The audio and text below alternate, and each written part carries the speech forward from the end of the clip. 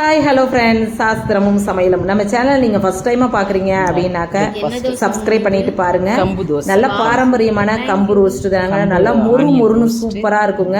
நல்லா மொறு அப்படின்னு வேணும் அப்படின்னாங்க நீங்கள் பச்சரிசி இதோட பச்சரிசி ஆட் பண்ணிக்கலாங்க. செம்ம சூப்பராக இருக்கும். வெஜிடபிள்ஸ் எல்லாம் போட்டு நெய்யெல்லாம் விட்டு சும்மா அட்டகாசமாக இருக்கும் இந்த கம்பு ரோஸ்ட்டு. நானே ஃபஸ்ட் டைமாக தான் செஞ்சேன். 2 கப்பு கம்பு போட்டுக்கோங்க, 1 கப்பு பச்சரிசி, 1/4 கப்பு உளுந்து, 2 ஸ்பூன் வெந்தயங்க. உங்களுக்கு இட்லி ஊற்றணும் இதுலையே அப்படின்னா கூட கொஞ்சம் உளுந்து போட்டுக்கோங்க. நான் தோசை ஊற்றுறதுனால 1/4 கப்பு தான் போட்டிருந்தேன். நல்லா 2 மணி நேரம் ஊற வச்சு நல்லா அலசிக்கிங்க. இதில் கல் மண் இல்லாத அளவுக்கு கம்பில் இருக்கும். உப்பு போட்டு நல்லா 12 மணி நேரம் ஓவர் நைட்டு விட்டுருங்க.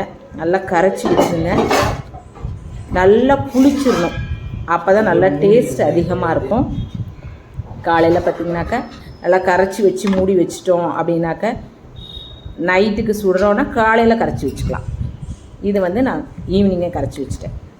இப்போ பார்த்திங்கன்னா நல்லா புதுன்னு வந்துருச்சு. இதில் தண்ணி கொஞ்சமாக ஆட் பண்ணி நம்ம தோசை மாவு பதத்துக்கு ரெடி பண்ணிக்கலாங்க. நல்லா தோசைக்கல்லை வச்சுட்டு நெய் ஊற்றிக்கிட்டேன் நான். ரொம்ப டேஸ்டியாக இருந்துச்சு. இதுக்கு ஒரு கார சட்னி ரொம்ப சிம்பிளாக சின்ன வெங்காயம் பெரிய வெங்காயம் போட்டு 5-6 வரமிளகா போட்டுக்கலாம். பூண்டு ஒரு பிடிச்ச, கருவேப்பிலை, தக்காளி போட்டு நல்லா எண்ணெய் தாராளமாக விட்டு எல்லாத்தையும் வணக்கி நம்ம எடுத்துக்கிட்டோம். புளி, பெருங்காயம், உப்பு எல்லாம் வச்சு இதை சட்னி அரைச்சி ஒரு தாளிப்பு கொடுத்துக்கிட்டோன்னா சூப்பராக இருக்குங்க. நம்ம எப்பவும் அரைக்கிற அதே இட்லி மாவு மெத்தடில் இந்த கம்பை மட்டும் ஆட் பண்ணி நம்ம செஞ்சு பாருங்கள்.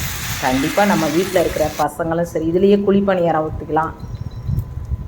நான் தோசையை நல்லா இழுத்து விட்டு நெய் 2 ஸ்பூன் விட்டு இதுலேயே பூண்டு பொடி அரைச்சிருந்தேன், அதை போட்டுக்கிட்டேன். அதுக்கு மேலேயே கட் பண்ணி வணக்கி வச்சுருந்தேன் வெங்காயம், அதுலேயே கேரட் துருவல் கொஞ்சமாக. உங்களுக்கு வேணும்னாக்கா நீங்கள் முள்ளங்கி துருவலும் போட்டுக்கலாம்.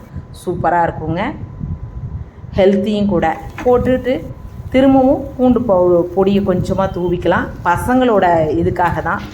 நீங்கள் இதில் பெப்பர் வேணும்னாலும் நீங்கள் போட்டுக்கலாம். சூப்பராக இருக்குங்க. நல்லா 2 திருப்பி விட்டிங்க எடுத்துகிட்டு இதிலே ஊத்தாப்பா மாதிரியும் ரவுண்ட் ஷேப்பில் குட்டியாக போட்டு நல்லா மொறுன்னு நீங்கள் செஞ்சுக்கலாம். இப்படியும் செஞ்சுக்கலாம். நம்ம எப்படி இழுத்தாலும் இந்த தோசை வருதுங்க. அவ்வளோ சூப்பராக இருக்குதுங்க. நீங்கள் வீட்டில் செஞ்சு பாருங்கள். மொறுன்னு வேணும் அப்படின்னாக்கா நீங்கள் பச்சரிசியை கலந்துக்குங்க.